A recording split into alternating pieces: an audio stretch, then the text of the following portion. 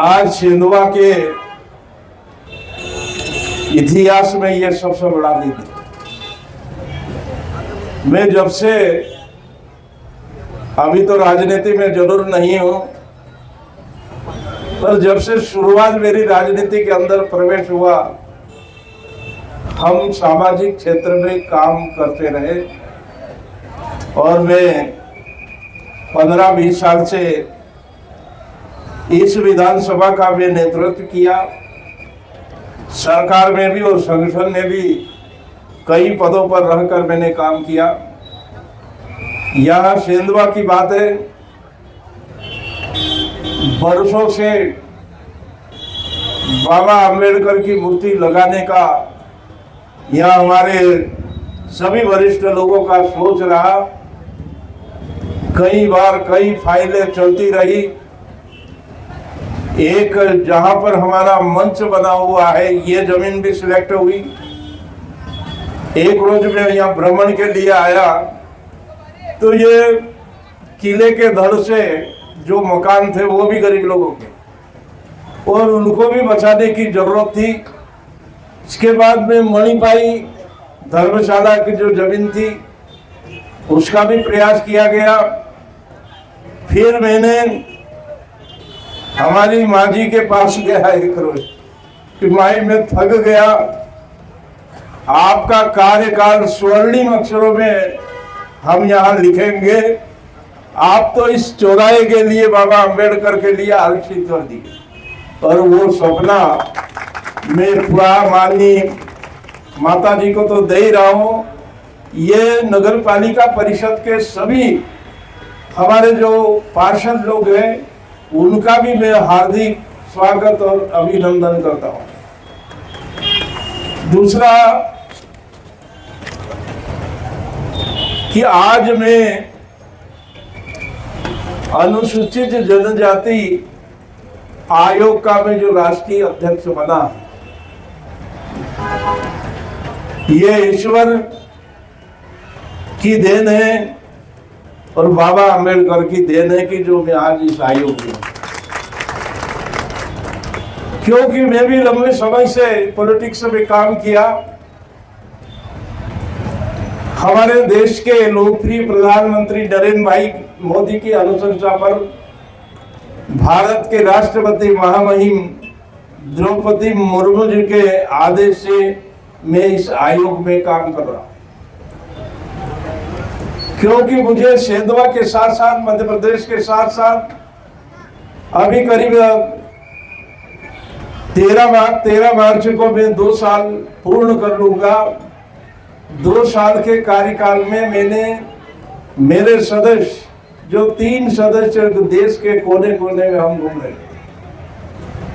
जब हमें पुराने साहित्य पढ़ने को मिलते हैं, जब हमारे अनुसूचित जाति और जनजाति को हम देखते हैं, तो हमें ऐसा अनुभव हुआ कि बाबा साहब अम्बेडकर ने इस आयोग को गठन मतलब बहुत सोच समझ के बनाया, क्योंकि संविधान तो बन चुका था, पर बाबा साहब ने अंत में ये निर्णय लिया है कि भाई संविधान के अंदर हमने बहुत से अधिकार हर जाति के लिए हमने दिया है, परंतु उसमें से भी जो अधिकार दिए हैं इसके अतिरिक्त उन्होंने ये सोचा कि जो दलित समाज, गरीब, एसटी, एससी, क्योंकि सब समाज में कहीं कहीं गरीब लोग, उनके लिए उन्होंने शुरू में राष्ट्रीय अनुसूचित जाति और अनुसूचित जनजाति, ये एसटी और एससी आयोग दोनों संयुक्त रूप से बनाया।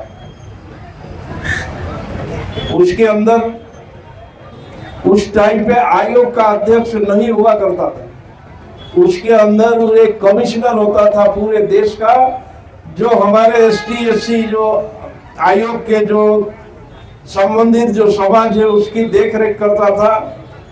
परंतु संविधान में लोकसभा के अंदर ये विचार किया गया कि भाई इसके लिए हमें आयोग में अध्यक्ष की मतलब व्यवस्था होना चाहिए। इसके अंदर आयोग के सदस्य और अध्यक्ष उपाध्यक्ष की व्यवस्था की गई है कि हमारे देश के अंदर जो 2 कमीशन है, पहला कमीशन संविधान के अनुच्छेद 338 के अंतर्गत एसटी और एससी कमीशन था। संविधान के अनुच्छेद 338 क के अंदर एसटी कमीशन 19 फरवरी 2004 को अलग हो गया और इनके कार्य क्षेत्र है और हमारे एक ही भवन के अंदर दोनों आयोग का कार्यालय है। वास्तव में हमें 2 साल के अंदर कार्यकाल के अंदर देखने में ये लगा कि अगर बाबा अम्बेडकर जी अगर इस आयोग का गठन नहीं होता तो ये हमारा दोनों भी समाज है कहाँ रहता वो हम सपने में भी नहीं सोच सकते। एसटी एससी कमीशन एक आयोग जो बना है, एसी कमीशन, एसी के अंदर जितने हमारे देश के अंदर जो लोग काम करते हैं उनका संरक्षण, संवर्धन और उनकी आर्थिक और सामाजिक शैक्षणिक योग्यता के बारे में सब देखते हैं, चाहे वो सर्विस वाला हो चाहे हमारे एसटी के लोग हो। और एसटी कमीशन देश के 11 करोड़ से अधिक जो आदिवासी है उनकी सुरक्षा, उनकी देखरेख, क्या देश के अंदर माननीय प्रधानमंत्री और राष्ट्रपति महोदय ने हमको ये निर्देश भी दिया था कि भाई आप धरातल जाइए कि भारत सरकार की योजना और देश राज्यों की योजना और केंद्र शासित प्रदेश की योजना का लाभ जमीन स्तर पे समाज को मिल रहा है या नहीं मिल रहा, क्योंकि ये आयोग एक संवैधानिक निकाय है, इसके अंदर सिविल कोर्ट का पावर है। ये जो बात मैं कर रहा हूँ ये बाबा साहब ने यदि ये व्यवस्था अगर संविधान में अगर नहीं करते तो आज मैं आयोग के अध्यक्ष के रूप में आपके बीच में नहीं आ पाता। और विशेषकर माननीय नगर पालिका अध्यक्ष जी का आग्रह था कि आप इस हमारे कार्यक्रम में जरूर आए। मैं कहीं कोलकाता से नहीं आया हूँ, मैं परसों दिल्ली से आया हूँ बाबा साहब के लिए, मतलब क्योंकि बाबा साहब ने हमको जो दिया है वो अपन सपने में भी नहीं सोच सकते। ये का एससी और एसटी कमीशन ये बहुत बड़ा, आपको बताना चाहूंगा कि कोई भी एससी कमीशन, एसटी कमीशन, आपकी कोई भी समस्या है ऑनलाइन और ऑफलाइन सीधे चेयरमैन, सदस्य, सेक्रेटरी के नाम से आप अपनी कंप्लेंट दर्ज कर सकते हैं। चाहे जमीन के मामले हो, चाहे नौकरी के मामले हो, चाहे आदिवासियों की जमीन छीन ली हो या ऐसी लोगों की जमीन अगर छीन ली है वो सीधा कमीशन के अंदर, या किसी प्रकार की कोई घटना अगर घटती है, आपने सेंधवा में भी किसी आसपास में कोई ऐसी घटित घटना हो जाए, मीडिया के अंदर पेपर में भी ये घटना आ जाए, आयोग को सीधे भेजते हैं और आयोग 1 या 2 दिन के अंदर उसका नोटिस जारी करता, 3 दिन का या 7 दिन का। के बाद में अगर ज्यादा ये होता है तो हम उसकी हेयरिंग होती है, न्यायालय जो कोर्ट, जब आपकी यहाँ सेंधवा में कोर्ट है, सेम इस प्रकार की कोर्ट है, 3 बार नोटिस देते हैं, इसके बाद में हम सम्मन जारी करते हैं। इसके बावजूद दोषी अधिकारी अगर नहीं आता है तो उसको हम गिरफ्तार करने का वारंट एससी एसटी कमीशन के पास।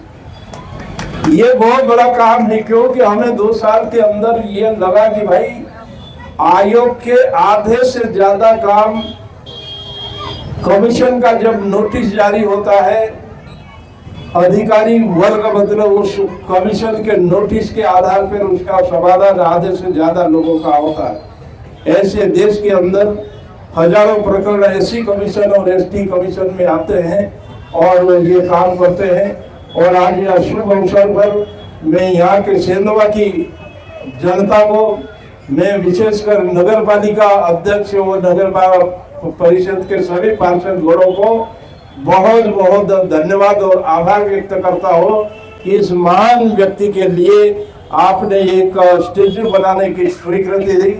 ये आपका जो पत्थर जो लिखा गया है वो एक अमर मतलब के रूप में है।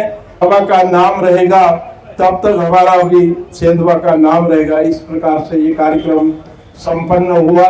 जहाँ तक इतना मैं जरूर बता दूं, मैं भले आयोग में चले गया, मेरा संबंध सभी समाज के जितने भी लोग हैं, जितने भी संगठन है, सामाजिक कार्यकर्ता है, चाहे राजनीतिक दल हो, विधायक हो, सांसद हो, हम जब दौरा करते हैं तो हम सबसे, उन लोगों से भी हम चर्चा करते हैं, संवाद करते हैं। और विशेषकर हमारे जो नए जो बच्चे हैं, युवा लोग हैं, उनसे भी हम मतलब कॉलेज और यूनिवर्सिटी के अंदर संवाद करते हैं। इतने काम करने के बावजूद सेंधवा ये मेरे दिल के अंदर छुपा हुआ है। इसके लिए मैं जी जान से, चाहे मध्य प्रदेश सरकार का मामला हो, चाहे भारत सरकार का मामला हो, सेंधवा को एक ऐसा पंजाब जैसा बनाने का मेरा सपना मैंने पूरा किया है। ये सब आप लोग देख रहे हैं।